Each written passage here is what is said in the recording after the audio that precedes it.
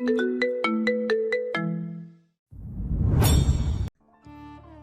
হাতের একটা ইশারায় এশিয়ার শেয়ার বাজার ওঠানামা করত, আজ সেই হাতে রাস্তার ধুলো, প্রাইভেট জেট, ইতালিয়ান বেসবুক স্যুট আর হাজার কোটি টাকার সাম্রাজ্য। এসব ছেড়ে এই ছেঁড়া পলিথিনের নিচে ভিখারি হয়ে বসে থাকার কোনো শখ আমার ছিল না।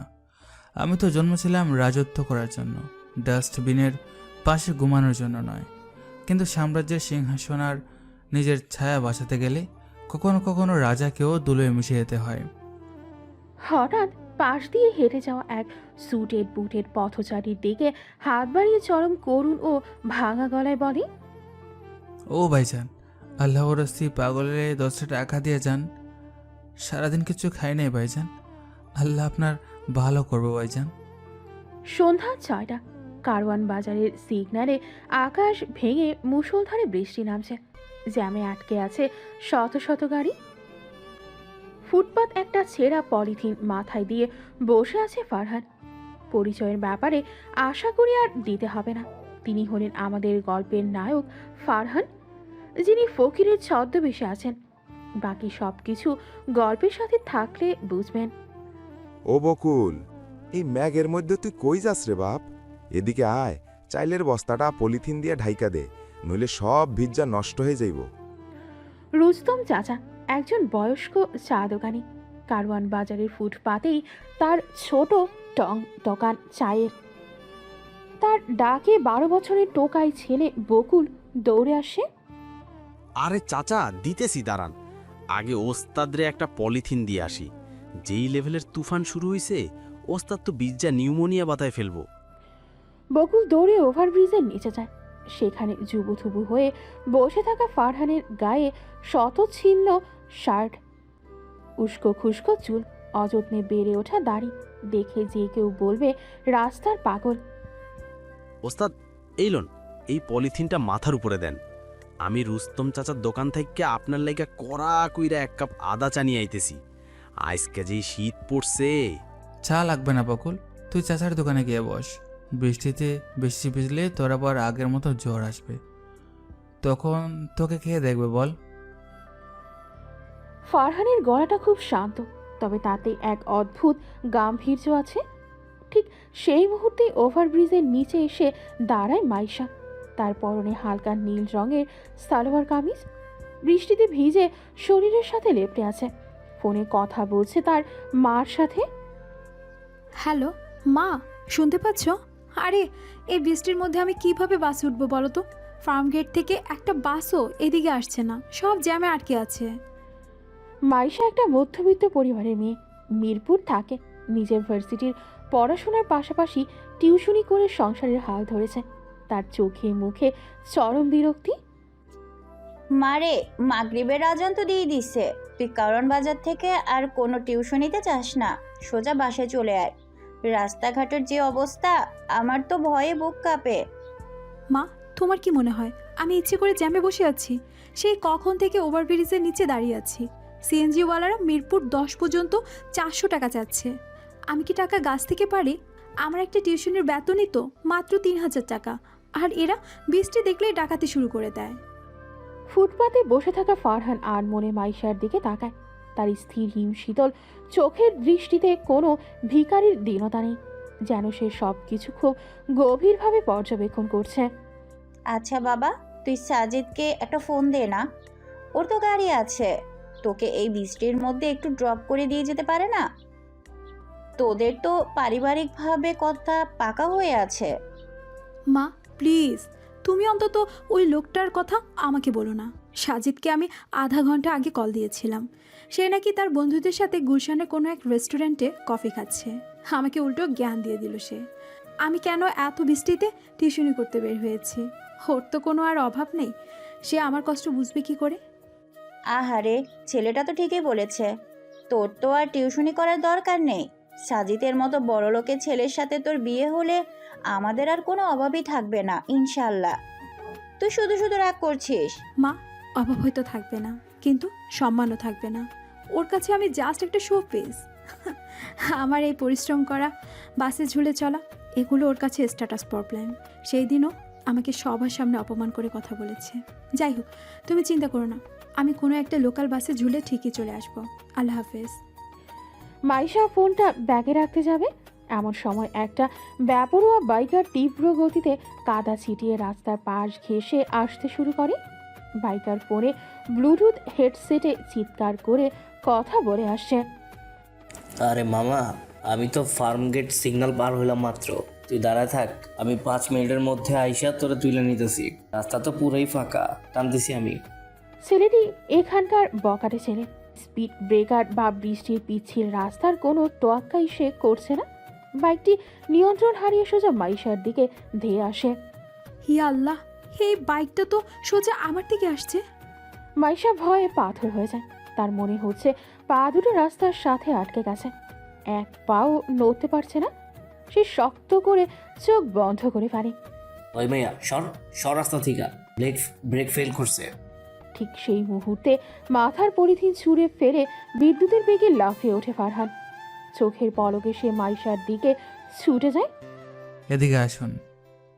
ফারহান মাইশার হাত ধরে এক ঝটকায় নিজের দিকে টেনে নেয়। বাইকটি মাইশাকে একদম এক সুতো পরিমাণ ঘেঁষে কাদা ছিটিয়ে বেরিয়ে যায়। বাইকারটা দূর থেকে গালি দিতে দিতে আসে। কইরা দিলাম তো আজকে অ্যাক্সিডেন্ট, মরার আর জায়গা বাজ না, রাস্তার মাঝখানে খাড়া রইছো। মাইশা ছিটকে এসে পড়ে ফারহানের শক্ত বুকের ওপর। ফারহানের ময়লা রুক্ষ হাত মাইশার উন্মুক্ত কোমর শক্ত করে জড়িয়ে ধরে আছে, যাতে সে ছিটকে রাস্তার কাদায় পড়ে না যায়। কি হলো এটা? আমি কি বেঁচে আছি? আল্লাহ! মাইশা চোখ খুলে দেখে একটা নোংরা ভিখারি তাকে একদম নিজের বুকের সাথে মিশিয়ে জড়িয়ে ধরে আছে। তার নিঃশ্বাস আটকে আসে। আচমকা সম্বিত ফিরে পেয়ে সে চিৎকার করে ওঠে। ছাড়ুন, আমাকে ছাড়ুন বলছি। আপনার সাহস তো কম না, রাস্তার মাঝখানে একটা মেয়ের গায়ে হাত দেন। মাইশা এক ঝটকায় নিজেকে ছাড়িয়ে নেয়। তার পুরো শরীর ঘেন্নায় আর রাগে রিরি করে ওঠে। সে নিজের রাগ নিয়ন্ত্রণ করতে না পেরে অসভ্য ছোট লোক! কথাটি বলার সাথে সাথে মাইশা সজোরে চটাস করে এক থাপ্পড় বসিয়ে দেয় ফারহানের গালে। থাপ্পড়টা এতটাই জোরে ছিল যে বৃষ্টির শব্দের মাঝেও সেটা স্পষ্ট শোনা গেল। সুযোগ পেয়ে গায়ে হাত দিস? হ্যাঁ, তোদের মতো রাস্তার ভিখারিদের আমি খুব ভালো করে চিনি। সাহায্য করার নাম করে মেয়েদের শরীরে হাত দেওয়া তোদের স্বভাব। কত বড় সাহস তোর! ফারহান থাপ্পড় খেয়ে গালে হাত দিয়ে দাঁড়িয়ে থাকে, কিন্তু তার চোখে কোনো রাগ বা অপমান নেই, বরং ঠোঁটের কোণে ফুটে ওঠে এক অদ্ভুত হিম শীতল নীরব হাসি। সাহস তো মানুষের বেঁচে থাকার জন্য লাগে আফামনি। আপনি চোখ বন্ধ করে মৃত্যুর জন্য দাঁড়িয়েছিলেন, আর আমি শুধু আপনাকে মৃত্যুর হাত থেকে টেনে এনেছি। আপনি আমাকে জ্ঞান দিবেন না? মাইশা রাগে কাঁপছে, কিন্তু ফারহানের চোখে মুখে অদ্ভুত এক প্রশান্তি। আমি মরে গেলে যেতাম, সেটা একান্তই আমার ব্যাপার। মরে গেলে তো সব হিসেবে চুকে যেত। কিন্তু আপনি আমাকে ছোঁয়ার সাহস কোথায় পেলেন? মাইশা ঘেন্নায় নিজের সালোয়ার কামিজের দিকে তাকায়। দেখেন তো আমার এই নতুন জামাটার কি অবস্থা করেছেন। একটু কাদা লেগেছে। আপনার এই নোংরা হাত দিয়ে পুরো জামাটা নষ্ট করে দিয়েছেন। জামা নোংরা হলে ধুয়ে ফেলা যায় আফামনি, কি বলেন? কিন্তু শরীরের উপর দিয়ে পালসার বাইকের চাকা চলে গেলে? ফারহানের চোখে এবার এক হিম শীতল নীরবতা ভর করে। সেই দাগ তো আর কোনো ডিটারজেন্ট দিয়ে তোলা যায় না, তাই না? তাই বলে আপনি আমাকে এভাবে জড়িয়ে ধরবেন? সেকেন্ডের ভগ্নাংশে তো আর এত কিছু বাবার সময় ছিল না। একটু ভদ্রভাবে তো টেনে সরাতে পারতেন। ভদ্রভাবে? হ্যাঁ, অন্তত আমার শার্টের হাতা ধরে টান দিতে পারতেন। বিপদের সময় ভদ্রতা খুঁজতে গেলে জীবনটা অভদ্রভাবে শেষ হয়ে যায় আপামনি। একটা ভিখারির মুখে এমন অদ্ভুত কথা শুনে মাইশা কিছুটা থমকে যায়, কিন্তু পরক্ষণেই তার বিরক্তি বেড়ে যায়। আপনার কথা বলার সাহস তো দেখছি অনেক বেশি। রাস্তায় পড়ে থাকা মানুষের সাহস ছাড়া আর কি বা আছে? ভিখারি তো ভিখারির মতোই মাথা নিচু করে থাকবেন। ভিখারিরা তো পেটের দিয়ে হাত পাতে। তো কিন্তু আপনারা যারা ভদ্রলোক, তারা তো সুযোগ পেলেই একে অন্যের জীবন নিয়ে খেলেন। আপনি আমাকে কি বোঝাতে চাইছেন? আমি তো শুধু আপনাকে বাঁচানোর চেষ্টা করছি। ফারহান দুই হাত বুকের কাছে এনে খুব স্বাভাবিক ভঙ্গিতে দাঁড়ায়। ময়লা শার্ট বেয়ে বৃষ্টির পানি গড়িয়ে পড়ছে। যদি ভুল হয়ে থাকে তাহলে আমাকে মাফ করে দিন। ফারহান দুই হাত বুকের কাছে এক করে মাইশাকে একটা সালাম দেয়। তারই ময়লা শার্টের হাতা থেকে গড়িয়ে পড়ছে বৃষ্টির পানি। মাপ করার প্রশ্নই আসে না। আর কোনোদিন যদি আমার আশেপাশে আপনাকে দেখেছি, আমি সোজা পুলিশে যাব। রাস্তার পাগল কোথাকার, নিজে তো ভিজেছে, আমাকেও কাদা মাখিয়ে দিলেন। মাইশা রাগে গজগজ করতে করতে তার ভাঙা ছাতাটা ফেলে দিয়ে ফুটপাত ধরে হাঁটা শুরু করে। কিন্তু কয়েক কদম যাওয়ার পরই সে হঠাৎ থমকে দাঁড়ায়, মনে মনে ফিস ফিস করে বলে, লোকটার গায়ে হাত দেওয়ার পর তো আমার বমি আসার কথা ছিল, কিন্তু ওর শরীর থেকে তো কোনো দুর্গন্ধ আসছিল না, বরং শরীরটা অনেকটা জিম করা মানুষের মতো শক্তি ছিল। একটা ভিখারি শরীর এমন হয় নাকি? মাইশা তার নিজের হাতের দিকে তাকায়। বৃষ্টির পানির সাথে মিশে এক অদ্ভুত খুব দামি কোনো পারফিউমের হালকা মাদকতাময় সুবাস তার নাকে এসে লাগছে। অবাক হয়ে নিজেকে নিচে পড়ে। কি অদ্ভুত, এই পারফিউম তো আমি জীবনও কোনোদিন শুকিনি। সাজিদ এত দামি দামি ব্র্যান্ডের বডি স্প্রে মাখে, কিন্তু ওর গন্ধটা তো একদম অন্যরকম। একটা রাস্তার ভিখারির গা থেকে যে এমন রাজকীয় সুবাস কিভাবে আসতে পারে? মাইশা কৌতূহল সামলাতে না পেরে পেছন ফিরে তাকায়, কিন্তু ওভারব্রিজের নিচে সেই পলিথিনটা পড়ে থাকলেও ফারহান সেখানে নেই। কোথায় গেল লোকটা? 1 সেকেন্ডের মধ্যে গায়েব হয়ে গেল কিভাবে? লোকটার চোখগুলো, উফ, কি ভাবছি আমি এসব? একটা পাগলকে নিয়ে ভাবার মতো ফালতু সময় আমার নেই। মাইশা মাথা ঝাঁকিয়ে নিজের ভাবনা তাড়ানোর চেষ্টা করে। সামনে একটা মিরপুর 10 নম্বরের বাস জ্যামে দাঁড়িয়ে আছে দেখে সে দৌড়ে গিয়ে বাসে উঠে পড়ে। পরের দিন সকাল 9টা। গতরাতের কালবৈশাখী ঝড় শেষে সকালের রোদ বেশ কড়া হয়ে উঠেছে। রুস্তম চাচার চায়ের দোকানের বেঞ্চে বসে আছে ফারহান।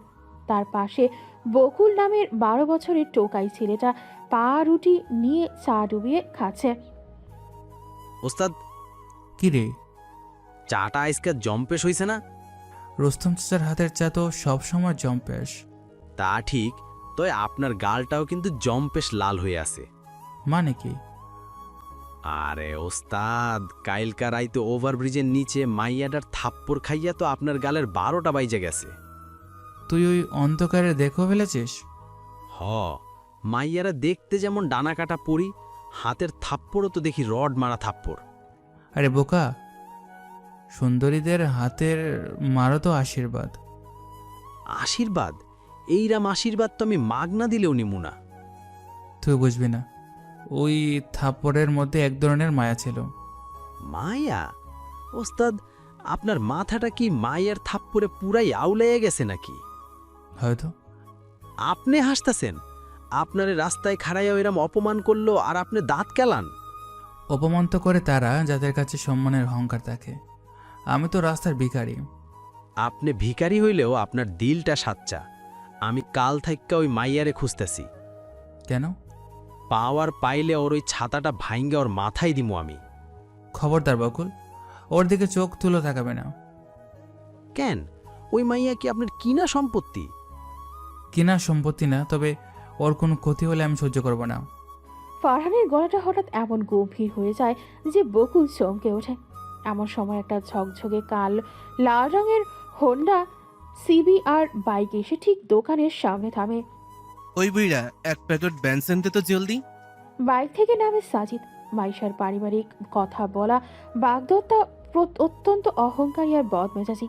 তার পরনে দামি টি শার্ট আর চোখে রেবন গ্লাস। দিতাসি ভাইজন, একটু বসেন। বসতে আছি নাকি তোর এই নোংরা দোকানে? আমার মিটিং আছে। সাজিদ বাইক থেকে নামতে গিয়ে রাস্তার পাশে জমে থাকা একটু কাদায় পা দিয়ে ফেলে। তার সাদা স্নিকার্স জুতায় কাদা লেগে যায়। হোয়াট দ্য ফাকিং হেল! কি হয়েছে ভাইজান? তোর এই ফালতু দোকানের সামনে এত কাদা কেন? দেখেছিস আমার জুতোটার কি অবস্থা হলো? কালকা রাইতে যে বৃষ্টি হইল ভাইজান, ওইটার পানি জমছে। শাট আপ, একদম ফালতু কথা বলবি না। সাজিদ বিরক্ত হয়ে পেছনে ঘোরে। বেঞ্চে বসে থাকা ফারহানকে দেখে তার চোখে রাগে জ্বলে ওঠে। সে কোনো কারণ ছাড়াই সজোরে এক লাথি মারে ফারহানের পায়ে।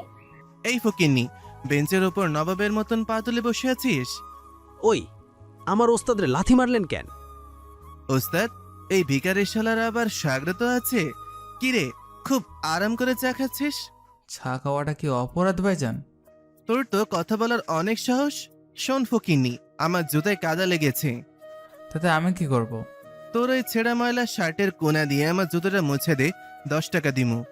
কি কইলেন? 10 টাকার ভাব দেখান। আপনার জুতা কি আমার ওস্তাদ মুজবনি? তুই চুপ কর টোকাইয়ের বাচ্চা, নইলে লাথি দিয়ে তোদের 2টা দাঁত ফেলে দেব। ফেইলা দেখেন, আইসকা ইটের টুকরা দিয়া আপনার ওই হোন্ডা আমি। থাম বকুল। বকুল রাগে ফুঁসতে থাকে। রুস্তম চাচা ভয় কাঁপছে, কিন্তু ফারহান নির্বিকারভাবে হাসে। কিরে ফকিনি, চুপ করে বসে আছিস কেন? জুতার ময়লা মুছতে বলছি না, কানে যায় না? যায় ভাইজান, তবে জুতা মুছলে 10 টাকা হবে না। কি বললি তুই? আপনার জুতোটা অনেক দামি, কাদা পরিষ্কার করতে অন্তত 20 টাকা লাগবে। তোদের মতন ভিখারিদের জাতটাই এটা। টাকার গন্ধ পেলেই নিজের মায়ের শাড়ি দিয়েও জুতা মুছে দিবি। সবাই তো টাকার কাছে বিক্রি হয় ভাইজান, কেউ জুতায় কেউ ক্ষমতায়। এত ফিলোসফি মারাবি না, নে জলদি মুছে নে, আমার তো সময় নেই। ফারহান ধীরে সুস্থে বেঞ্চে থেকে নিচে নামে। সে হাঁটু গেড়ে বসে নিজের ছেঁড়া শার্টের হাতা দিয়ে সাজিদের কাদা মাখা জুতোটা খুব যত্ন করে মুছে দেয়। হয়েছে ভাইজান। হয়েছে, নে তোর বকশিস। সাজিদ পকেট থেকে 10 টাকার একটা মুচড়ানো নোট বের করে ফারহানের মুখের উপর ছুঁড়ে মারে। 20 টাকার কাম করিস নাই, তুই 10 টাকাই রাখ। ধন্যবাদ ভাইজান। সাজিদ সিগারেট ধরিয়ে বাইকে উঠে সব শব্দে টান দিয়ে চলে যায়। বকুল ছুটে এসে ফারহানের হাত ধরে। ওস্তাদ, আপনি এটা কি করলেন? ওই অহংকারী শালার জুতা মুছে দিলেন। টাকার দরকার ছিল রে বকুল। আপনি একটা ভীরু। আপনার গায়ে এত জোর, একটা ঘুষি মারলে ওই শালা রাস্তায় পড়ে যাইতো। ঘুষি মারার সময় এখনো আসেনি বকুল। ফারহান মাটিতে পড়ে থাকা 10 টাকার নোটটা হাতে তুলে নেয়। তারপর আকাশের দিকে তাকিয়ে একটা দীর্ঘশ্বাস ফেলে। হঠাৎ তার চোখে সেই নিরীহ দৃষ্টি উধাও হয়ে যায়। সেখানে ফুটে ওঠে ভয়ঙ্কর আর ধারালো এক আগুন। আজ যে দুটো মুছলাম সেটা শুধু সময় কেনার জন্য বকুল। এই 10 টাকার দাম একদিন ওকে 10 কোটি টাকা দিয়ে চুকাতে হবে। 10 কোটি? ওস্তাদ, আপনি কি স্বপ্ন দেখতেছেন?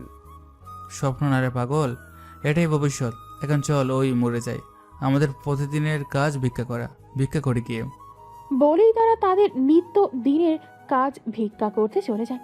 অন্যদিকে 1000 মাইল দূরে চকচকে আধুনিক শহর সিঙ্গাপুরে বিশাল এক কাজ ঘেরা অফিসের ভেতর অস্থিরভাবে পায়চারি করছেন রায়হান চৌধুরী, এশিয়ার অন্যতম শীর্ষ ধনী, যার আঙুলের ইশারায় শেয়ার বাজার ওঠানামা করে। তার সামনে মাথা নিচু করে দাঁড়িয়ে আছে chief of intelligence mister Sikandar. Sir, আমরা সাউথ এশিয়ার সব সোর্স কাজে লাগিয়েছি। আমি সোর্সের গল্প শুনতে চাই না সিকান্দার, রেজাল্ট চাই। স্যার, 3 মাস 3টি বছর ধরে উনি নিখোঁজ। ওনার পার্সোনাল ট্রাকার অফ করা। উনি নিজেই চান না কেউ ওনাকে খুঁজে পাক। রায়হান চৌধুরী টেবিলের সজোরে খুশি মেরে বলে, চাইবে না মানে? ও আমার রক্ত, আমার একমাত্র ওয়ারিশ, 1000 কোটি টাকার এম্পেয়ার। এই ক্ষমতা সব কার জন্য? ও যদি না থাকে আমি এগুলো দিয়ে কি করব? আমরা চেষ্টা চালিয়ে যাচ্ছি স্যার। চেষ্টা? আমার স্ত্রী গত 3 মাস ধরে চায় নামাজ থেকে ওঠেনি। প্রতিটা মুহূর্ত আমরা নরক যন্ত্রণা ভোগ করছি, আর তুমি বলছো চেষ্টা করছো? স্যার, একটা লিড পেয়েছি আমরা। খুব দুর্বল একটা এনক্রিপ্টেড সিগন্যাল। কোথায়? ঢাকা। গতকাল রাত্রে মাত্র 3 সেকেন্ডের জন্য একটা military gate satellite ping active হয়েছিল। ঢাকা? ওই যে আমার মানুষের ভিড়ে আমার রাজপুত্র লুকিয়ে আছে। কনফার্ম না স্যার, তবে প্যাটার্ন দেখে মনে হচ্ছে এটা উনি হতে পারেন। সিকান্দার, আমার প্রাইভেট জেট স্ট্যান্ড বাই রাখো। যদি ওই সিগন্যাল সত্যি হয় তবে মনে রেখো, আমার ছেলেকে যারা লুকিয়ে রেখেছে বা কষ্ট দিয়েছে তাদের আমি মাটির নিচে পুঁতে ফেলবো। আমার ফারহানকে আমার চাই চাই, যে কোনো মূল্যে। এদিকে ফারহান বকুল সারা দিন ভিক্ষা করার পর দিন গড়িয়ে রাত নামে। ঢাকার ব্যস্ত সড়কগুলো ধীরে ধীরে ফাঁকা হতে শুরু করে। রাত বাড়ার সাথে সাথে শহরের রূপ বদলে যায়। রাত তখন 2টা। ফার্মগেটের একটি বন্ধ মার্কেটের বারান্দা। পুরো শহর ঘুমে আচ্ছন্ন। রাস্তার সোডিয়াম বাতিগুলো ছাড়া আর কোনো আলো নেই। ফারহান একটা বন্ধ দোকানের বারান্দায় পুরনো চটের ওপর শুয়ে আছে। উফ, ফারহান হঠাৎ চোখ খুলে উঠে বসে। চারদিক শুনশান। সে দ্রুত তার ছেঁড়া ঝোলার ভেতরে হাত ঢোকায়। এত রাতে সিগন্যাল? ঝোলার গোপন পকেট থেকে সে একটা জিনিস বের করে। একটা স্যাটেলাইট কমিউনিকেটর। জিনিসটা দেখে বোঝা যায় এটা সাধারণ কোনো যন্ত্র নয়, সামরিক বা অত্যন্ত উচ্চবিত্তদের ব্যবহার্য। স্ক্রিনে একটা লাল সিগন্যাল ব্লিঙ্ক করছে। ওরা কি আমার লোকেশন ট্র্যাক করে ফেলেছে?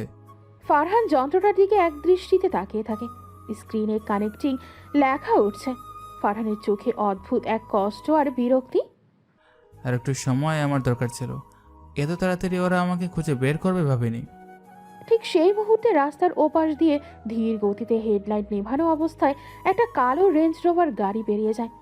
এসইউভির ড্রাইভার বলে, স্যার, জিপিএস সিগন্যাল তো এখানেই ড্রপ করেছে। গাড়ির ভেতর থেকে একজন ব্ল্যাক স্যুট পরা লোক নাইট ভিশন বাইনোকুলার দিয়ে ফুটপাতের দিকে নজর রাখছে। রাস্তায় তো কেউ নেই, শুধু কয়েকটা রাস্তার কুকুর আর একটা ভিখারি ঘুমাচ্ছে। আমাদের টার্গেট কি ওই ভিখারি হতে পারে স্যার? মাথা খারাপ? এশিয়া মহাদেশের সবচেয়ে ক্ষমতাধর সাম্রাজ্যের উত্তরাধিকারী কোনোদিন ছেঁড়া কাঁথা গায়ে দিয়ে রাস্তায় ঘুমাবে? এটা ইম্পসিবল। তাহলে সিগন্যালটা কোথা থেকে এলো? হয়তো জিপিএস গ্লিচ। চলো গাড়ি ঘোরাও, ধানমন্ডির দিকটা একবার চেক করে দেখি। ফারহান নিজের শরীরের সাথে কমিউনিকেটরটা চেপে ধরে ভিখারির মতো কুকড়ে শুয়ে পড়ে। কালো গাড়িটা কিছুক্ষণ দাঁড়িয়ে থেকে ধীরে ধীরে চলে যায়। খুব কাছাকাছি চলে এসেছে ওরা, আমাকে আরও সাবধান হতে হবে। এই শহরের রূপ বদলাতে আরও বেশি দেরি নেই। রাতের রহস্যময় প্রহর কেটে গিয়ে পরের দিন সন্ধ্যায় নেমে আসে এক অদ্ভুত গুমট আবহাওয়া। মেঘলা আকাশ যে কোনো সময় আবার বৃষ্টি নামতে পারে। সন্ধ্যা 7টা। এদিকে মিরপুর মাইশাদের পাড়ার অন্ধকার সরু গড়ি এলাকায় লোডশেডিং চলছে। গড়িতে ঘুটঘুটে অন্ধকার। মাইশা বাজার থেকে একা ফিরছিল। বৃষ্টির কারণে গড়ির পিছির রাস্তা কাদায় মাখামাখি। উফ, এ এক লোডশেডিং, যন্ত্রণা আর বাঁচি না। ফোনের ফ্ল্যাশ লাইটটাও কাজ করছে না। মাইশা এক হাতে বাজারের ব্যাগ আর অন্য হাতে নিজের শাড়িটা একটু ওপরে তুলে ধরে সাবধানে হাঁটছে। আজ সে একটা হালকা গোলাপি রঙের সুতির শাড়ি পরেছে। রাস্তাটা এত পিচ্ছিল, আর একটু হলে তো পড়েই যাচ্ছিলাম। হঠাৎ অন্ধকারে একটা গর্তে মাইশার পা পড়ে। সে নিয়ন্ত্রণ হারিয়ে তীব্র বেগে পেছনের দিকে পড়ে যেতে থাকে। মা গো! মাইশা নিশ্চিত পড়ে গিয়ে মাথায় প্রচণ্ড ব্যথা পাবে, কিন্তু অন্ধকারের বুক চিরে একটা বলিষ্ঠ হাত সেকেন্ডের ভগ্নাংশে তাকে শূন্যে লুফে নেয়। আহ! ধরেছি। মাইশা বুঝতে পারে কেউ একজন তাকে পা জোরে হাত দিয়ে শক্ত করে ধরে আছে। অন্ধকারে মাইশার বুক ধরফর করছে। কে আপনি? ভয় পাবেন না। লোকটার গলার স্বর শুনে মাইশার পুরো শরীরে একটা বিদ্যুৎ খেলে যায়। এই স্বরটা তার পরিচিত। লোকটার শরীরের উত্তাপ মাইশা স্পষ্ট অনুভব করতে পারছে। আপনি আমাকে এভাবে ধরে আছেন কেন? ছাড়ুন। চাইলে তো কাদার মধ্যে ছিটকে পড়বেন আপামনি। মাইশার ভিজে যাওয়া শাড়ির আঁচল খসে পড়েছে। ফারহানের শক্ত পেশি বহুল হাত মাইশার উন্মুক্ত কোমরের কাছে শক্তভাবে আটকে আছে। আমি দাঁড়িয়ে থাকতে পারবো, আপনি হাত সরান। রাস্তাটা খুব পেয়েছেন, আগে সোজা হয়ে দাঁড়ান। ফারহান মাইশাকে আলতো করে সোজা করে দাঁড় করায়, কিন্তু নিজের হাতটা মাইশার কোমর থেকে সরায় না। অন্ধকারে দুজনের শ্বাস প্রশ্বাসের শব্দ স্পষ্ট শোনা যাচ্ছে। আপনার হাত এত শক্ত কেন? শক্ত না হলে কি আপনাকে পড়ে যাওয়ার হাত থেকে বাঁচাতে পারতাম? কিন্তু আপনি এখানে কি করছেন? আপনি তো সেই... মাইশা লোকটার কাঁধে হাত রাখে আর চমকে ওঠে। একটা ভিখারির শরীর কত শক্ত, জিম করা মানুষের মতো হয় কি করে? আপনার শরীর, একটা ভিখারির শরীর এত শক্তি হয় কিভাবে? ক্ষুধার পরিশ্রম মানুষের শরীরকে অনেক শক্ত করে দেয় আপামনি। মিথ্যে কথা। আপনার গায়ের এই গন্ধটা, এই পারফিউমের গন্ধটা আমি কালও পেয়েছি। রাস্তায় পড়ে থাকা মানুষের গায়ে পারফিউমের গন্ধ আসবে কোথা থেকে? ওরা হয়তো বৃষ্টির গন্ধ। মাইশার নিঃশ্বাস ভারী হয়ে আসে। ফারহানের মুখটা তার মুখের খুব কাছাকাছি। অন্ধকারের মধ্যে মাইশা ফারহানের চোখের সেই জ্বলন্ত দৃষ্টি অনুভব করতে পারছে। আপনি মিথ্যে বলছেন। আপনি সাধারণ কেউ নন। আমি সাধারণ না হলে কি আপনার এই গলিতে দাঁড়িয়ে থাকতাম? তাহলে কেন দাঁড়িয়ে আছেন? কালকের থাপ্পড়ের প্রতিশোধ নিতে এই মিরপুরে চলে এলেন? প্রতিশোধ নিতে হলে তো আপনাকে কাদার মধ্যে ফেলিয়ে দিতাম, তুলে ধরতাম না। ফারহানের হাতটা মাইশার কোমরের একটু ওপরে কেঁপে ওঠে। মাইশার শরীরের কোমল স্পর্শে ফারহানের মতো কঠোর মানুষের ভেতরেও যেন একটা ঝড় উঠছে। আপনি আমাকে এখনো ধরে আছেন কেন? আমার অস্বস্তি লাগছে। অন্ধকারে কি খুব ভয় পাচ্ছেন? ভয় পাবো কেন? আপনি আমাকে ছাড়ুন। আমি ছেড়ে দিলে আপনি কি একা হাঁটতে পারবেন ওই পিচ্ছিল রাস্তায়? পারবো। আপনি কে যে আমার এত খেয়াল রাখছেন? কেউ না, জাস্ট একজন রাস্তার মানুষ। হঠাৎ করেই পুরো এলাকার বিদ্যুৎ চলে আসে। গলির নিয়ন আলোতে চারপাশ আলোকিত হয়ে ওঠে। এই তো কারেন্টও চলে এসেছে। এবার শুনুন। আলোতে মাইশা স্পষ্ট দেখে ফারহান তাকে ধরে আছে। ফারহান দ্রুত মাইশাকে ছেড়ে দিয়ে মাথা নিচু করে কয়েক কদম পিছিয়ে যায়। মাফ করবেন আপামনি, পড়ে যেতেছিলেন তো তাই ধরে ফেলছিলাম। বিদ্যুতের আলোতে ফারহান আবার সেই বস্তির ভাষায় কথা বলা শুরু করেছে। মাইশার মুখে কোনো কথা সরে না। সে শুধু ফারহানের চোখের দিকে তাকিয়ে থাকে। আপনি আপনি এই গলিতে কি করছিলেন? আমি তো এই রাস্তায় কাগজ ঠোকাই, আপনি সামনে দিয়ে হাইরে যেতেছিলেন, হঠাৎ দিকে স্লিপ কাটছেন। কাগজ টোকাচ্ছিলেন অন্ধকারে? গরিবের আবার অন্ধকার আর আলো কি আপামনি, পেট তো আর কারেন্ট যাওয়ার এসব বুঝে না। মাইশা এক দৃষ্টিতে ফারহানের দিকে তাকিয়ে আছে। ছেঁড়া শার্ট, উস্কো খুস্কো চুল, কিন্তু একটু আগে অন্ধকারে সে যাকে অনুভব করেছে তার সাথে এই চেহারার কোনো মিল নেই। আপনি কি আমাকে ফলো করছেন? আস্তাগফিরুল্লাহ, আপনারে ফলো করবো কেন আপামনি? আমার কি খাওয়া দেওয়ার কাম নেই? তাহলে কাল ওভারব্রিজের নিচে আর আজ আমার বাসার গলিতে, এটা কাকতালীয় হতে পারে না? শহরটা তো ছোট আপামনি, গরিব মানুষ রাস্তার সব জায়গায় গড়ে, কাকতালীয় না হয়ে উপায় কি? মাইশা তার খসে পড়া শাড়ির আঁচলটা ঠিক করে নেয়। তার এখনো বুক ধরফর করছে। ওই চোখের গভীর এক অদ্ভুত বিষাদার পুরুষালী আকর্ষণ আছে যা মাইশাকে ভেতর থেকে কাঁপিয়ে দেয়। আপনার নাম কি? নাম দিয়ে কি করবেন? রাস্তায় মানুষের কোনো নাম থাকে না। আমি নাম জিজ্ঞাসা করেছি, সোজা উত্তর দিন। ফারহান। শুনুন ফারহান, আপনাকে আমি কালও সাবধান করেছি, আজও আবারও করছি। আমার আশেপাশে ঘোরার চেষ্টা করবেন না। আমি এসব একদম পছন্দ করি না। আপনি পছন্দ না করলেও রাস্তাঘাটে তো গরিবদের আপনার সহ্য করতেই হবে। মুখ সামলে কথা বলুন। আমি চাইলে আপনাকে এক্ষুনি এলাকার ছেলেদের দিয়ে পিটিয়ে পুলিশে দিতে পারি। দিয়ে দিন, জেলের ভিতরে অন্তত 3 বেলা ফ্রি খাবার জুটবে। এই বৃষ্টির রাস্তায় কাগজ তো আর ঠোকানো লাগবে না। ফারহানের এই অদ্ভুত ভয়হীন উত্তর শুনে মাইশা চরম বিরক্ত হয়, কিন্তু একই সাথে তার কৌতূহলও বাড়তে থাকে। আপনি কি পাগল নাকি সাইকো? আপনি যেটা ভাবতে ভালোবাসেন আমি সেটাই। অসভ্য, যান এখান থেকে। যাবো তো বটে, তবে যাওয়ার আগে একটা কথা বলে যাই। কি কথা? আপনার এই গোলাপি শাড়িতে একটু কাদা লেগে গেছে, বাসায় গিয়ে ভালো করে ধুয়ে ফেলবেন আর সাবধানে হাঁটবেন। সবসময় অন্ধকারে আপনাকে ধরার জন্য কোনো ভিখারি তো আর বসে থাকবে না। ফারহান একটা অদ্ভুত মন ভোলানো হাসি দিয়ে ঘুরে দাঁড়ায় এবং অন্ধকারের দিকে হাঁটতে শুরু করে। মাইশা স্তব্ধ হয়ে তার যাওয়ার পথের দিকে তাকিয়ে থাকে। এই লোকটার মধ্যে এমন কি আছে যা আমাকে এত কনফিউজড করে দিচ্ছে? ওর স্পর্শ, ওর গলার আওয়াজ, মনে হচ্ছে ও অনেক বড় কোনো কিছু লুকাচ্ছে। কেউ। মাইশা তার বাজারের ব্যাগটা শক্ত করে ধরে বাড়ির দিকে পা বাড়ায়, কিন্তু ফারহানের শরীরের সেই উষ্ণতা এবং পুরুষালী পারফিউমের ঘ্রাণটা যেন এখনো তার শরীরে লেগে আছে। এই ঘটনার পর কয়েকদিন কেটে গেছে। শহরে এখন বৈশাখী উৎসবের আমেজ। মিরপুরের DOHS মাঠে বসেছে বিশাল বৈশাখী মেলা। চারদিকে নাগরদোলার ক্যাচক্যাচ শব্দ, শিশুদের কোলাহল আর মাইকে উচ্চস্বরে বাজতে থাকা গান। বিকেল 5টা, মেলায় 3 ধরনের ঠাঁই নেই। ধুলো আর ঘামে একাকার অবস্থা। মাইশা ভিড়ের মধ্যে খুব সাবধানে হাঁটছে। তার চোখে মুখে চরম অস্বস্তি। পাশে হাঁটছে সাজিদ, যার পরনে দামি পাঞ্জাবি, চোখে রোদ চশমা। উফ, কি ফালতু একটা জায়গায় নিয়ে আসলাম আয়শা।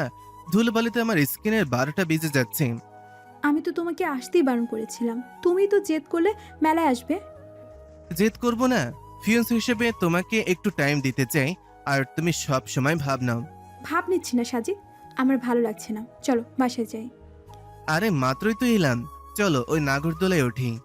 আমার মাথা ঘুরে, আমি উঠবো না। আরে ঢং করো না তো, আসো।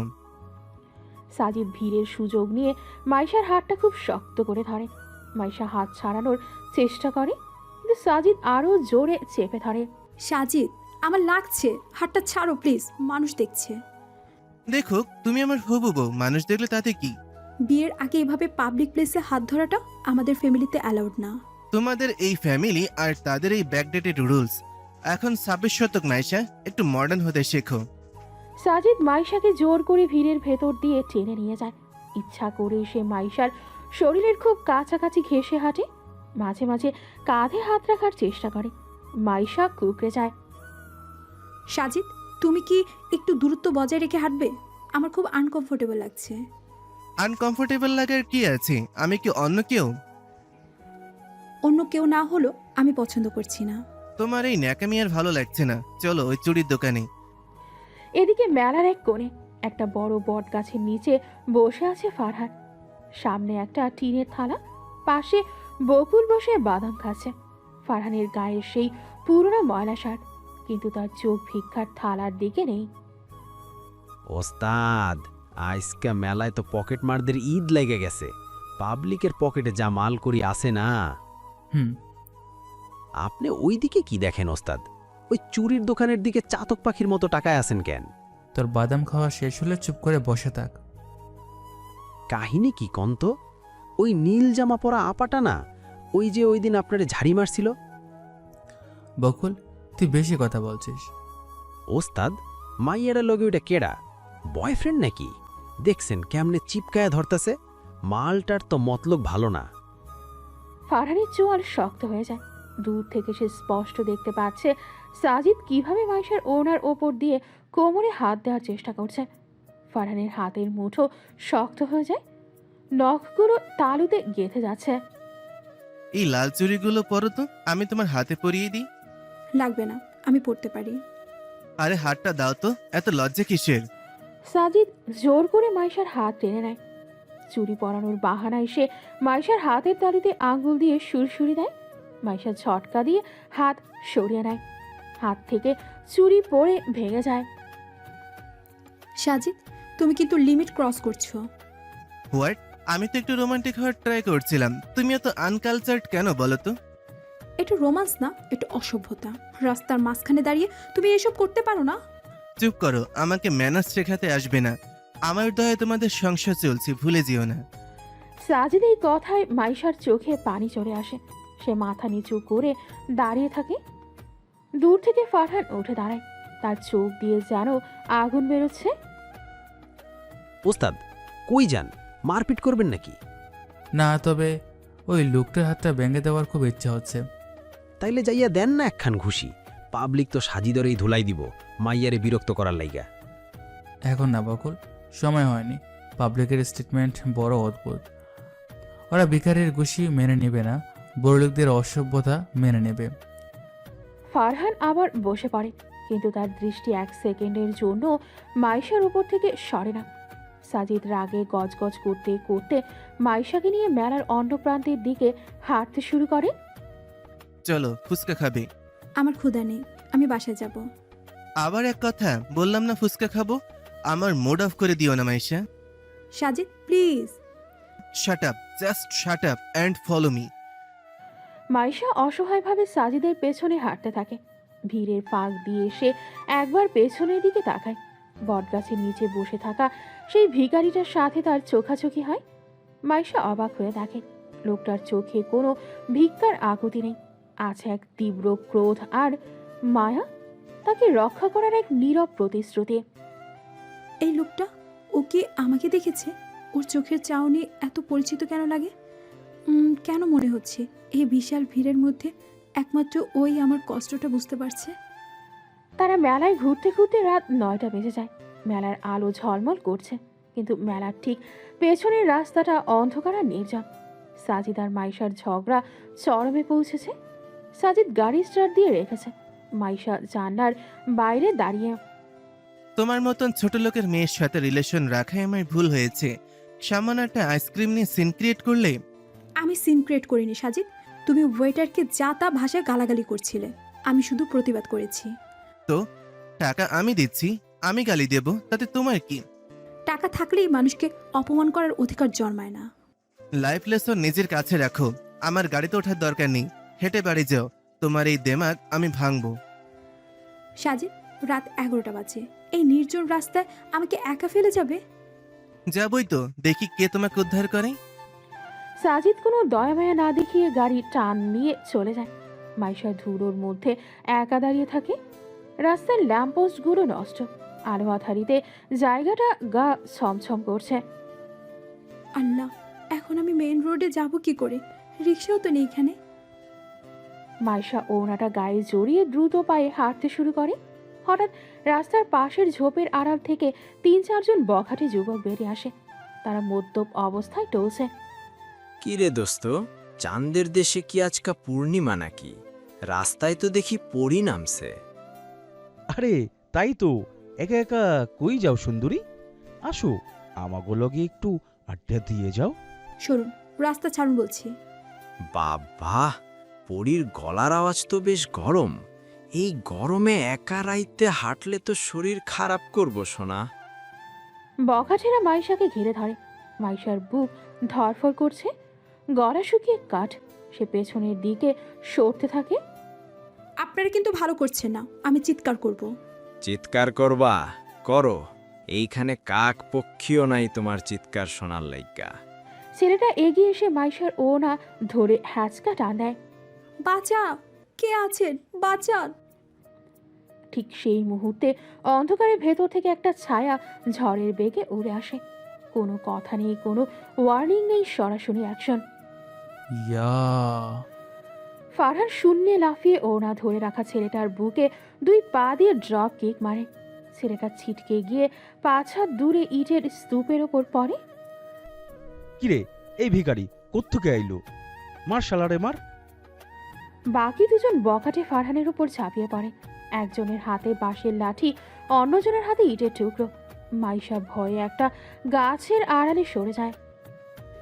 আপনি আপনি এখানেও? চলে যান আপনি, ওরা আপনাকে মেরে ফেলবে। ফারহান মাইশার কথার উত্তর দেয় না। একটা বখাটে বাঁশ দিয়ে ফারহানের পিঠে সজোরে আঘাত করে। ঠাস শব্দ হয়। ফারহান ব্যথায় কোকিয়ে ওঠে, কিন্তু পড়ে যায় না। উহ, শালা ফইননি, হিরোগিরি দেখাস? ছেলেটা আবার বাঁশ দিয়ে ফারহানের মাথায় বাড়ি মারে। এবার ফারহানের কপাল কেটে রক্ত গড়িয়ে পড়ে চোখে মুখে। সে এক হাঁটু গেড়ে মাটিতে বসে পড়ে। না প্লিজ, ওকে মেরো না। বখাটেরা ভাবছে ফারহান শেষ। তারা হাসতে হাসতে এগিয়ে আসে, কিন্তু তারা জানে না আহত ভাগ আরো বেশি ভয়ঙ্কর হয়। ফারহান নিচ থেকে ওপরের দিকে তাকায়। তার রক্ত মাখা মুখে এক নিষ্ঠুর হাসি। ভুল জায়গায় আঘাত করছিস তোরা। বাঁশ উঁচিয়ে ধরা ছেলেটা যেই আবার মারতে যাবে, ফারহান বিদ্যুতের গতিতে উঠে দাঁড়িয়ে তার ডান হাতের কবজিটা উল্টে দিয়ে মুচড়ে দেয়। কর্মর করে হাড় ভাঙার শব্দ হয়। আহ, আমার হাত ভাইঙ্গা দিচ্ছে। ফারহান তাকে ছেড়ে দিয়েই পাশে থাকা আরেকজনের পেটের ঠিক সোলার প্লেক্সাসে নিজের কনুই দিয়ে এমন নিখুঁত এক আঘাত করে যে ছেলেটা নিঃশ্বাস নিতে না পেরে নীল হয়ে যায় এবং সাথে সাথে রক্ত বমি করতে শুরু করে। প্রথম বখাটে যেটা প্রথমে পড়ে গিয়েছিল, সে উঠে ছুরি বের করে। আইসকা তোরে জিন্দা কাইটা ফালামু। ছেলেটা ছুরি নিয়ে ফারহানের দিকে দৌড়ে আসে। ফারহান নড়ে না। ঠিক শেষ মুহূর্তে সে সরে গিয়ে ছেলেটার পায়ে ল্যাং মারে এবং একই সাথে তার গলার শ্বাসনালীতে হাতের তালু দিয়ে হালকা একটা চপ মারে।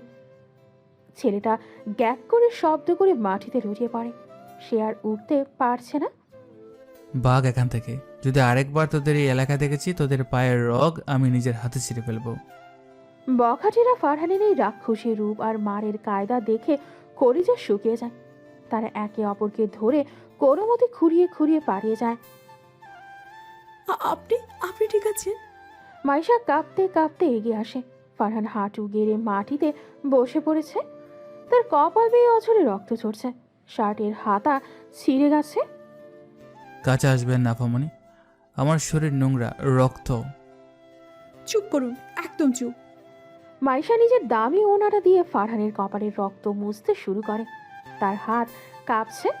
একটা ভিখারি যাকে সে অপমান করেছিল, আজ সে তার জন্য নিজের জীবন বাজি রাখল। কেন করলেন এটা? ওরা যদি আপনাকে মেরে ফেলতো?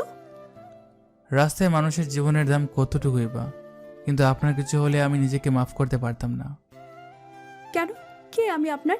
কেন বারবার আমাকে বাঁচান? সব প্রশ্নের উত্তর তো অঙ্কের মতো মেলে না আপামনি।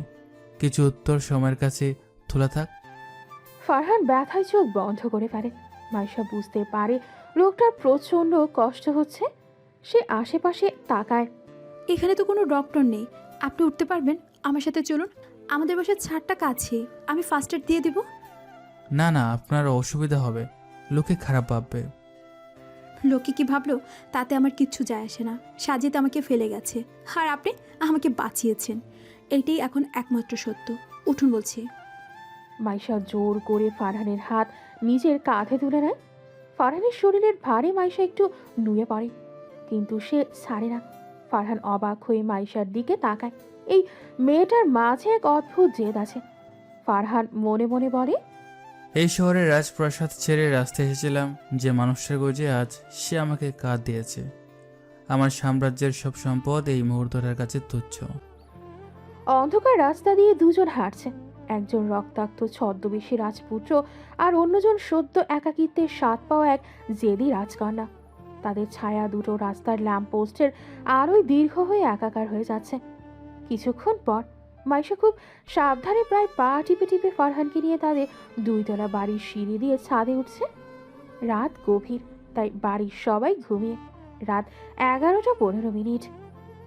আস্তে, একদম শব্দ করবেন না, মা টের পেয়ে কেলেঙ্কারি হয়ে যাবে। আমি তো বিড়ালের মতো হাঁটছি আপামনি, শব্দ তো আপনার পায়ের জুতো থেকে আসছে। উফ, চুপ করুন তো, এই অবস্থায় আপনার মুখে কথা ফুটে? মাইশা ছাদের এক কোণে পানির ট্যাঙ্কের পাশে সিমেন্টের বেঞ্চিতে ফারহানকে বসায়। চাঁদের আলোয় ফারহানের কপাল বেয়ে গড়িয়ে পড়ে রক্ত স্পষ্ট দেখা যাচ্ছে। এখানে বসুন, আমি নিচ থেকে স্যাভলন আর তুলা নিয়ে আসছি, নড়বেন না একদমই। পালাবো না, ভয় নেই।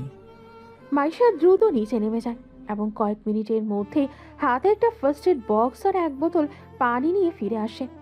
সে হাঁপাতে হাঁপাতে ফারহানের পাশে বসে।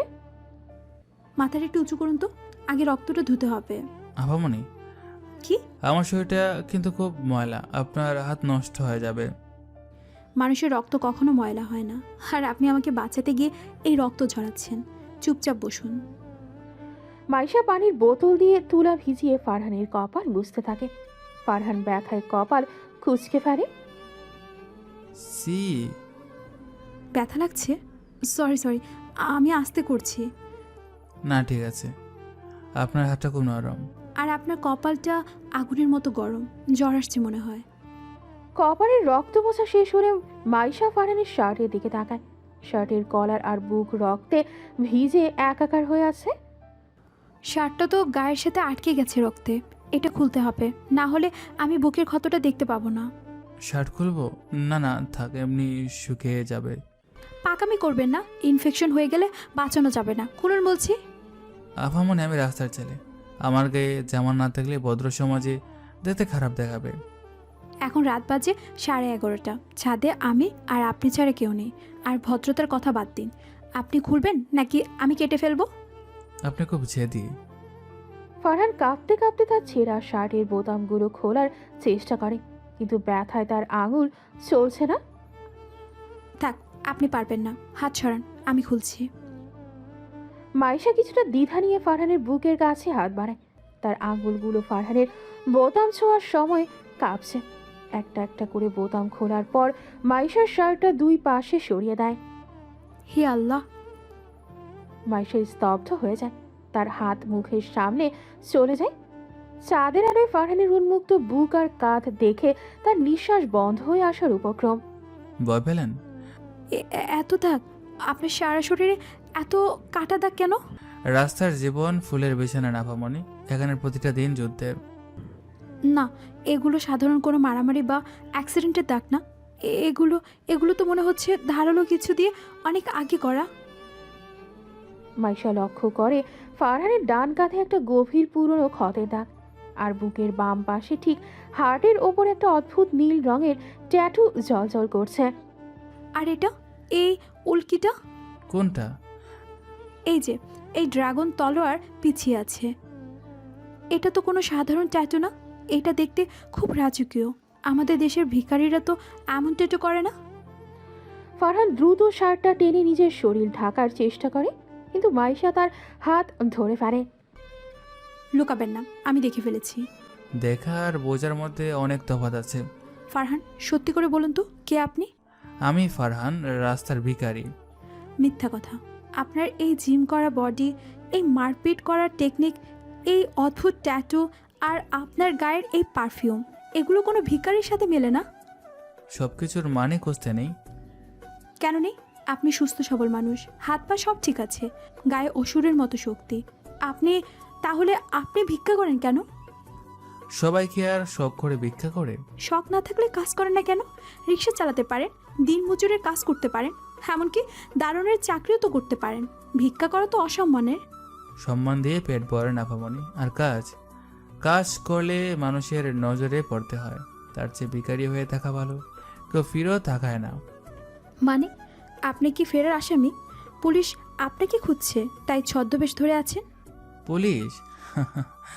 পুলিশ আমাকে খুঁজবে কেন? তাহলে কেন আপনি নিজের জীবনটা এইভাবে নষ্ট করছেন? আমার খুব খারাপ লাগে আপনাকে এইভাবে রাস্তায় হাত পাততে দেখলে। প্লিজ আপনি ভালো হয়ে যান, আমি আপনাকে একটা চাকরির ব্যবস্থা করে দেব। মাইশার সরলতা আর আকুতি দেখে ফারহানের চোখের দৃষ্টি নরম হয়ে আসে। সে মাইশার দিকে একটু ঝুঁকে আসে। দুজনের মুখ এখন খুব কাছাকাছি। চাকরি দিয়ে আমাকে কেন যাবে না আপামনি? আমার যা আছে বা যা ছিল তা দিয়ে আমি হয়তো পুরো ঢাকা শহর কিনে ফেলতে পারতাম। আবার সেই বড় বড় কথা, পাগল একটা। পাগলই তো। তবে একটা কথা বলি। বলুন। আমার পরিচয় জানার চেষ্টা করবেন না মাইশা। ওরা জানলে আপনার বিপদ বাড়বে। আমার অতীতটা খুব অন্ধকার। আমি অন্ধকারে ভয় পাই না ফারহান। আজ রাতে এই গলিতে আপনিই তো আমাকে অন্ধকার থেকে বাঁচালেন। আমি বাঁচিয়েছি কারণ আমি জানি অন্ধকার কতটা নিষ্ঠুর হতে পারে। আপনার বুকে এই যে ড্রাগনের ট্যাটু, এটার মানে কি? ফারহান মাইশার চোখের দিকে তাকায়। তার চাহনিতে এখন আর কোনো অভিনয় নেই, আছে এক গভীর সমুদ্রের মতো রহস্য। সে মাইশার রক্তমাখা হাতটা নিজের শক্ত হাতের মুঠোয় চেপে ধরে। এটার মানে হলো শক্তি আর এক বিশাল দায়িত্ব, যেটা আমি ছেড়ে পালিয়ে এসেছি। পালিয়ে এসেছেন কোথা থেকে? এমন এক জগৎ থেকে যেখানে মানুষের নিঃশ্বাস মেপে মেপে নিতে হয়, যেখানে ভালোবাসা মানে দুর্বলতা আর বিশ্বাস মানে মৃত্যু। আপনার কথাগুলো আমি কিচ্ছু বুঝতে পারছি না, মনে হচ্ছে কোনো সিনেমার ডায়লগ শুনছি। জীবনটা তো সিনেমার চেয়েও বেশি ড্রামাটিক, তাই না? আচ্ছা, আপনি কি কোনো বড়লোক বাবার বকে যাওয়া সন্তান? ড্রাগস নিতেন তাই বাড়ি থেকে বের করে দিয়েছে? বকে যাওয়া হয়তো, তবে ড্রাগস না, আমি নেশা করতাম ক্ষমতার। আপনি সোজা করে কিছু বলবেন না তো, তাই তো? সময় হলে সব জানবেন। এখন শুধু এটুকু জেনে রাখুন, এই ভিখারিটা যতদিন বেঁচে আছে ততদিন আপনার চোখের এক ফোঁটা পানিও আমি মাটিতে পড়তে দেব না। কেন কেন করবেন আমার জন্য এত কিছু? কারণ ওই যে বললাম, সুন্দরীদের হাতের মারো আশীর্বাদ। আপনার এই থাপ্পটে হয়তো আমাকে আবার মানুষ হওয়ার সুযোগ দিয়েছে। মাইশা লজ্জায় মাথা নিচু করে ফেলে। চাঁদের আলোয় তার গাল লাল হয়ে ওঠে। সে আলতো করে তুলা দিয়ে ফারহানের বুকের ক্ষতস্থানটা মুছে দেয়। অনেক হয়েছে কথা, এবার চুপ করুন, আমি ব্যান্ডেজ করে দিচ্ছি। ব্যান্ডেজ লাগবে না, আপনার ওই স্পর্শটুকুই আমার জন্য সেরা ওষুধ। ফারহান। আচ্ছা আচ্ছা, চুপ করছি। বাবারে, আপনার রাগ তো সাজিদের গুন্ডাদের চেয়েও ডেঞ্জারাস। সাজিদের নাম নেবেন না প্লিজ, ওই জানোয়ারটাকে আমি ঘৃণা করি। ঘৃণা করার দরকার নেই, ওর প্রাপ্যটা ঠিক সময় পাবে। মাইশা ব্যান্ডেজ শেষ করে উঠে দাঁড়ায়। ফারহানও শাড়ির বোতাম লাগিয়ে উঠে দাঁড়ায়। দুজনের ছায়া ছাদে দীর্ঘ হয়ে পড়ে। এখন যান, কেউ দেখার আগে চলে যান। আর কাল সকালে রুস্তম চাচার দোকানে থাকবেন, আমি আসবো। সাবধান থাকবেন, দরজাটা ঠিকমতো লাগাবেন। আপনিও সাবধানে নামবেন। ফারহান পাইপ বেয়ে নামার জন্য কার্নিশের দিকে এগিয়ে যায়। নামার আগে সে একবার ফিরে তাকায়। মাইশা তখনও তার দিকেই তাকিয়ে আছে। এক অব্যক্ত মায়া দুজনের মাঝে সুতো হয়ে ঝুলে থাকে। ঢাকার এই নীরব রোমান্স যখন ডানা মেলছে, ঠিক সেই মুহূর্তে 1000 মাইল দূরে এশিয়ার অন্য এক প্রান্তে ঘটে চলেছে এক তোলপাড়। একই সময়ে সিঙ্গাপুর সময় রাত 1টায়। সিঙ্গাপুরের মেরিনা বে ফাইন্যান্সিয়াল সেন্টারের 78 তলায় অবস্থিত পেন্ট হাউস অফিস। বিশাল কাচের দেয়ালের ওপাশে পুরো সিঙ্গাপুর শহর জ্বলজ্বল করছে। অফিসের ভেতরে পিনপতন নীরবতা, শুধু সেন্ট্রাল এসির যান্ত্রিক গুঞ্জন শোনা যাচ্ছে। ঘরের মাঝখানে চামড়ার বিশাল চেয়ারে বসে আছেন একজন প্রবীণ, অত্যন্ত সুঠাম দেহের অধিকারী ব্যক্তি। তিনি রায়হান চৌধুরী। তার সামনে মাথা নিচু করে দাঁড়িয়ে আছে 3 জন ব্ল্যাক স্যুট পরা সিকিউরিটি চিফ। রিপিট করো শিকদার, তুমি কি বললে? স্যার, আমরা এখনো কনফার্ম না। রায়হান চৌধুরী হাতে থাকা দামি ক্রিস্টালের গ্লাসটা সজোরে ছুঁড়ে মারেন দেয়ালে। ঝনঝন শব্দে গ্লাসটা চূর্ণ বিচূর্ণ হয়ে যায়। সিকিউরিটি চিফরা কেঁপে ওঠে। 3 মাস হয়ে গেল আমার ছেলে নিখোঁজ। আমি তোমাকে এশিয়ার সেরা ইন্টেলিজেন্ট টিম দিয়েছি, স্যাটেলাইট অ্যাক্সেস দিয়েছি, আর তুমি আমাকে বলছো কনফার্ম না? স্যার, উনি ওনার সব ডিজিটাল ফুটপ্রিন্ট মুছে ফেলেছেন। Bank card, phone, social media সব বন্ধ। আমার ছেলে কি মশা মাছি যে বাতাসে মিলিয়ে যাবে? ও তার ড্রাগন, ও যেখানেই থাকবে সেখানেই তার অস্তিত্ব প্রমাণ রাখবে। স্যার, আমরা গতকাল ঢাকা থেকে সেই অদ্ভুত সিগন্যাল আবার পেয়েছি। একটা পুরনো মিলিটারি কমিউনিকেটর কয়েক সেকেন্ডের জন্য অন হয়েছিল। লোকেশন তেজগাঁও আর কারওয়ান বাজারের মাঝামাঝি। ঢাকা, ওই জ্যামার ধুলোর শহরে? হ্যাঁ স্যার, আমাদের ধারণা তিনি ওখানেই আছেন ছদ্মবেশে। ছদ্মবেশে? আমার ছেলে, যে ছেলে প্রাইভেট জেট ছাড়া এক দেশ থেকে অন্য দেশে যেত না, সে ঢাকার রাস্তায় ছদ্মবেশে ঘুরছে। পরিস্থিতি তাই বলছে স্যার। শোনো সিকান্দার, আমি তোমাকে শেষবারের মতো ওয়ার্নিং দিচ্ছি। রায়হান চৌধুরী টেবিলের উপর 2 হাত রেখে উঠে দাঁড়ান। তার চোখের চশমাটা খুলে টেবিলে রাখেন। তার চোখে এক বাবার হাহাকার আর এক সম্রাটের ক্রোধ একসাথে জ্বলছে। যদি আগামী 1 সপ্তাহের মধ্যে আমার ফারহানকে আমার সামনে না আনতে পারো, আমি তোমাদের সবাইকে জ্যান্ত মাটির নিচে পুঁতে ফেলবো। আমার এমপি আর আমার হাজার হাজার কোটি টাকার সম্পত্তি সব ধুলো হয়ে যাবে যদিও না ফিরে। আমরা আমাদের সেরা টিম অলরেডি ঢাকায় পাঠিয়ে দিয়েছি sir. Black ops team alpha এখন ঢাকার মাটিতে। গুড, তবে মনে রেখো, ওকে ফোর্স করা যাবে না। ও যদি রেগে যায় তাহলে ও একাই তোমার পুরো টিমকে হাসপাতালে পাঠাবে। ও আমার রক্ত, ভুলে যেও না। আমরা নজরে রাখবো স্যার, জাস্ট সঠিক সময়ের অপেক্ষা। যাও, গেট আউট। আমার ছেলেকে আমার চাই। সিকান্দার ও তার দল দ্রুত ঘর থেকে বেরিয়ে যায়। রায়হান চৌধুরী একা জানলার কাছে গিয়ে দাঁড়ান। নিচের আলোক উজ্জ্বল শহরের দিকে তাকিয়ে তিনি বিড়বিড় করেন। কেন করছিস এমন বাবা? কিসের এত অভিমান তোর? ফিরে আয় ফারহান, তোর বাবা যে তোকে ছাড়া সত্যি খুব একা। সিঙ্গাপুরের এই উত্তেজনার আজ তখনও ঢাকায় পৌঁছায়নি।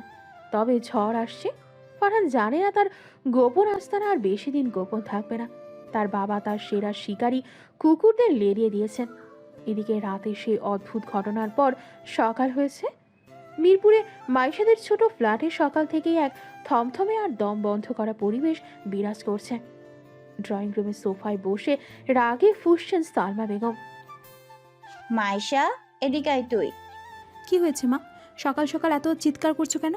তোর এত বড় সাহস কোত্থেকে হলো মাইশা? তুই আমাদের মুখে চুনকালি মাখতে চাস? আমি কি করেছি মা? তুমি খামোখা রেগে যাচ্ছ। কি করতেছিস মানে? একটু আগে সাজিদের ফোন এসেছিল। কাল রাতে মেলার পেছনে তুই কার সাথে দাঁড়িয়েছিলি? কার সাথে মানে? আমি তো একা ছিলাম। সাজিদি তো আমাকে একা ফেলে চলে এসেছিল। মিথ্যে কথা বলবি না একদম। সাজিদ আমাকে সব বলেছে। তুই নাকি কোনো একটা রাস্তার বকাটে ছেলের সাথে অন্ধকারে ঢলাঢলি করছিলি। মা, তুমি এইসব কি বলছো? নিজের মেয়ের নামে এমন জঘন্য কথা বলতে তোমার একটু বাজছে না? আমার বাঁধবে কেন? তুই কাজ করে এসেছিস এমন। সাজিদ তোকে হাতে নাতে ধরেছে দেখেই তো সে রাগ করে চলে এসেছে। সাজিদ একটা মিথ্যুক, একটা জানোয়ার। মা, কাল রাত 9টায় এই অন্ধকার নির্জন রাস্তায় ও আমাকে গাড়ি থেকে জোর করে নামিয়ে দিয়েছিল। আমার সাথে কত বড় বিপদ হতে পারত, তোমার কোনো আইডিয়া আছে? বিপদ তো তুই নিজেই ডেকে এনেছিস। কেন, ওর সাথে মেলায় গিয়ে ঝগড়া করতে গেলি? আমি ঝগড়া করিনি মা। ও একটা ওয়েটারকে জঘন্য ভাষায় গালি দিচ্ছিল, গায়ে হাত তুলেছিল। আমি শুধু প্রতিবাদ করেছি। আর মেলার ভেতর সারাক্ষণ ও আমার সাথে অসভ্যতামি করেছিল। তোর এত জাস্টিস সাজার দরকার নেই। আর ও তোর হবু স্বামী, একটু হাত ধরেছে তো কি হয়েছে? হবু স্বামী বলে যা খুশি তাই করবে, রাস্তায় মানুষের সামনে আমাকে অপমান করবে। আর আমি অন্ধকারে বিপদে পড়ার পর ওই রাস্তার লোকটাই তো আমাকে বকাটেদের হাত থেকে বাঁচিয়েছে। আর সাজিদ সেটা নিয়ে এমন নোংরা একটা মিথ্যে কথা বানিয়ে তোমাকে বলল, আর তুমি বিশ্বাসও করে নিলে। আমি সাজিদের কথায় বিশ্বাস করব? আমাদের মতো গরিব ঘরের মেয়ের এত দেমাক কিসের রে মাইশা? গরিব বলে কি আমাদের কোনো আত্মসম্মান থাকতে নেই মা? আত্মসম্মান ধুয়ে পানি খাবি তুই? তোর বাবার এই সামান্য বেতনের মাসে 15 তারিখে পর সংসার চলে না। সাজিদের মতো বড় লোকের ছেলে তোকে বিয়ে করতে রাজি হয়েছে, এটাই তো আমাদের 7 জন্মের ভাগ্য। মা, টাকার জন্য তুমি তোমার মেয়েকে একটা জানোয়ার হাতে তুলে দিবে? মুখ সামলে কথা বল মাইশা। টাকা না থাকলে এই দুনিয়ার কেউ কাউকে চেনে না। তুই আজই সাজিদের কাছে গিয়ে মাপ চাইবি। আমি মরে গেলে ওই জানোয়ারের কাছে মাপ চাইবো না। মাপ তোকে চাইতেই হবে। নিজের জেদ ধরে বসে থাকলে তোর ছোট ভাইটার পড়াশোনার খরচ চালাবে কে? তোর বাবার ওষুধের টাকা কোত্থেকে আসবে? আমি টিউশনি করছি তো, দরকার হলে আমি আরও 2টা টিউশনি নেব, কিন্তু সাজিদকে আমি বিয়ে করতে পারবো না। তোর ওই 2000 টাকার টিউশনি দিয়ে তুই ঢাকা শহরে সংসার চালাবি? তুই এখনো বাস্তবতা বুঝিস না মাইশা। সাজিদের বাবা তোর বাবাকে তার কোম্পানিতে কত বড় চাকরি দিতে চেয়েছে। তুই কি চাস তোর বাবা সারা জীবন ওই কেরানি চাকরি করে ধুকে ধুকে মরুক? মা, তুমি আমাকে ব্ল্যাকমেল করছো? এটা ব্ল্যাকমেল না, এটাই জীবন। তুই আজই সাজিদকে ফোন করবি। ফোন করে বলবি কাল রাতের জন্য তুই লজ্জিত। আর যদি তুই সেটা না করিস তাহলে এই বাড়িতে তোর কোনো জায়গা নেই। মা, তুমি একটা মিথ্যা অপবাদের জন্য আমাকে বাড়ি থেকে বের করে দিচ্ছ।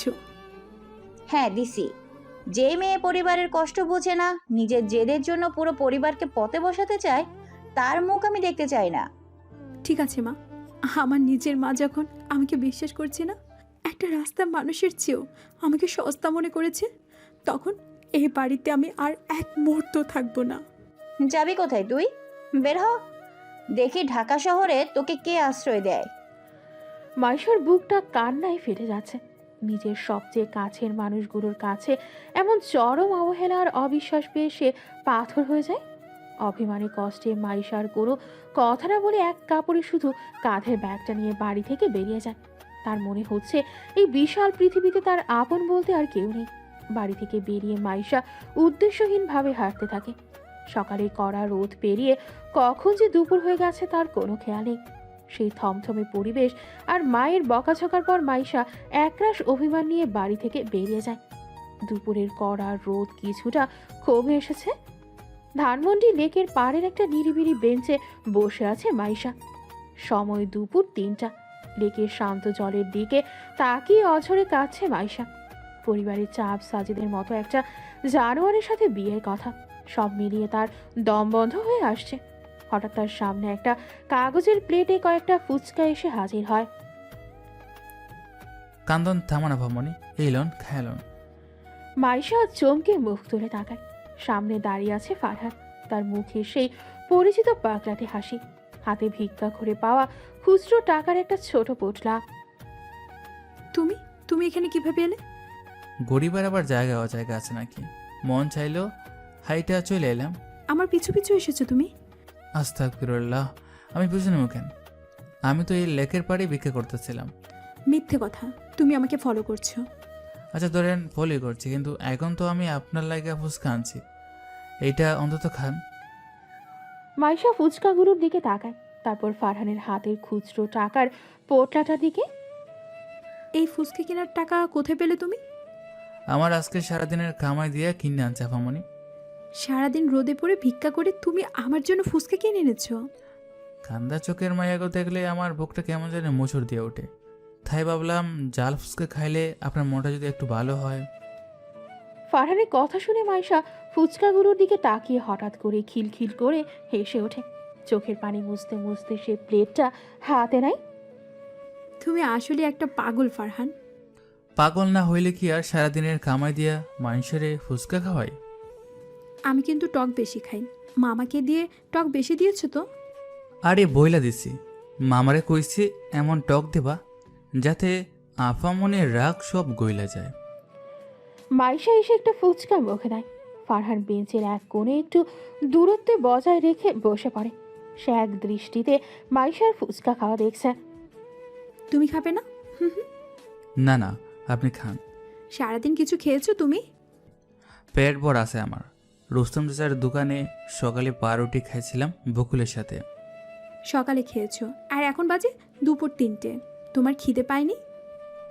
রাস্তার মানুষের খিদায় আর কি যায় আসে আপামনি, আপনি খান তো। আমি একা কেন খাবো? তোমাকেও খেতে হবে। আরে না না, আমি কেমনে খামো, আমার হাত তো ময়লা। মাইশা কোনো কথা না শুনে প্লেট থেকে টক পানিতে চোবানো একটা ফুচকা তুলে সরাসরি ফারহানের মুখের কাছে ধরে। হা করো।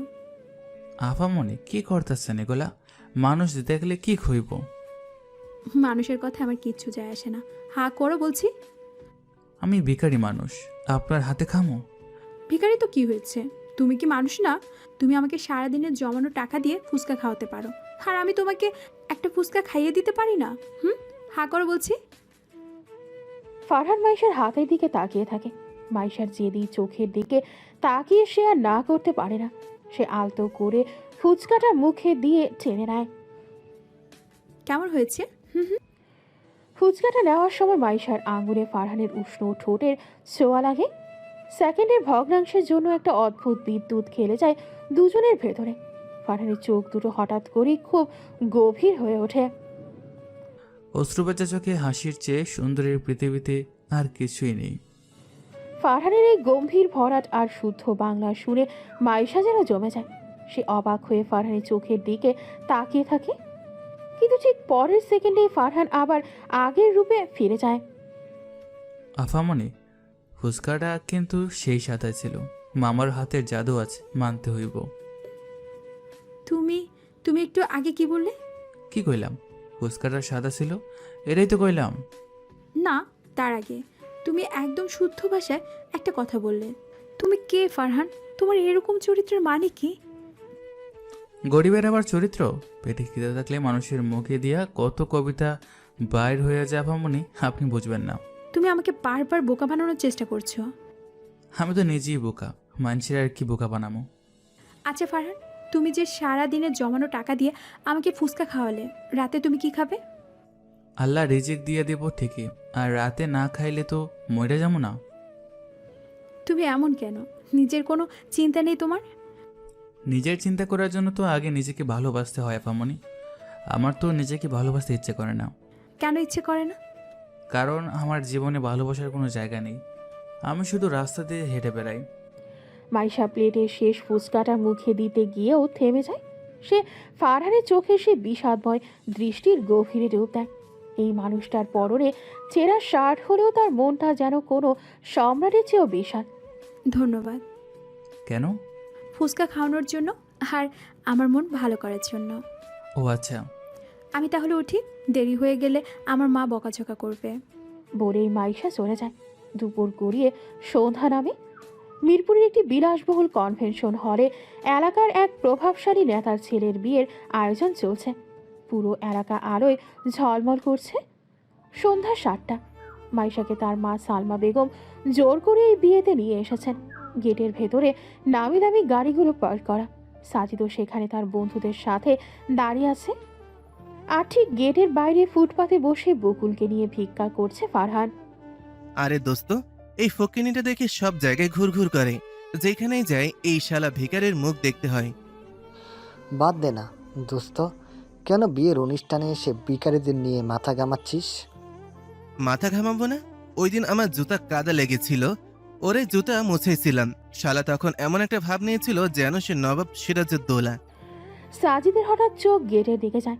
সে দেখে মাইশা আর তার মা বিয়ে বাড়িতে ঢুকছে। মাইশাকে দেখে সাজিদের মাথায় একটা নোংরা বুদ্ধি খেলে যায়। মাইশা চোখের নিচের ক্ষমতা দেখানোর একটা সুযোগ। দোস্ত, তুই ওয়েটারকে বলে 1 প্লেট কাচ্চি বিরিয়ানি নিয়ে আয় তো বাইরে, আজ ফকিনির সাথে একটা গেম খেলবো। মাইশা আর তার মা গেটের কাছে আসতেই সাজিদ এগিয়ে যায়। আরে আন্টি, আপনারা এসে গেছেন। মাইশা, তোমাকে তো আজ দারুণ লাগছে। বাবা সাজিদ, তুমি এখানে দাঁড়িয়ে আছো কেন? ভেতরে চলো। যাচ্ছি আন্টি, জাস্ট 1 মিনিট, একটু মজা করে নি। ওয়েটার 1 প্লেট দামি কাচ্চি বিরিয়ানি নিয়ে আসে। সাজিদ প্লেটটা হাতে নিয়ে সরাসরি গেটের বাইরে ফুটপাতে বসা ফারহানের সামনে গিয়ে দাঁড়ায়। মাইশা ফারহানকে দেখে চমকে ওঠে। কিরে ফকিনি, বিয়ে বাড়ির বাইরে বসে আছিস খানা খাওয়ার জন্য? খুব খিদে লাগছে। ভাইজান, সকাল থেকে কিছু খাই নাই, প্লেটটা আমাগরে দিয়ে দেন। দেব তো বটেই, এই দামি খাবার তো তোর জন্যই এনেছি, কিন্তু একটা শর্ত আছে। কি শর্ত ভাইজান? তুই না সেদিন আমার জুতো মুছেছিলি খুব যত্ন করে, আর একটু যত্ন দেখা। সাজিদ হঠাৎ সবার সামনে মাইশার চোখের সামনে পেটের পুরো কাচ্চি বিরিয়ানিটা রাস্তার পাশের কাদা পানির মধ্যে ছুঁড়ে ফেলে দেয়। আল্লাহ! নে, এই কাদা থেকে খাবার তুলে কুকুরের মতন খা। যদি খেতে পারিস তাহলে তোকে 100 টাকা দেব। ভাইজান, এটা আপনি কি করলেন? রিজিক এইভাবে কাদার মধ্যে ফেলে দিলেন। চুপ কর টোকাই। কিরে ফকিনি, খাবি না? নাকি তোদের মতন ভিখারিদের আবার ইগো আছে? মাইশা দূর থেকে সব দেখছে, তার বুক ফেটে যাচ্ছে। একটা মানুষের সাথে এতটা অমানবিক আচরণ সে মেনে নিতে পারছে না। সে ছুটে আসতে চায়, কিন্তু তার মা তাকে শক্ত করে হাত চেপে ধরে রাখে। মাইশা, একদম সিন ক্রিয়েট করবি না। সাজিদের সাথে তোর বিয়ে ঠিক হয়ে আছে, চুপচাপ দাঁড়া। মা, ছাড়ো আমাকে। ও কি অসভ্যতা করেছে তুমি দেখছো না?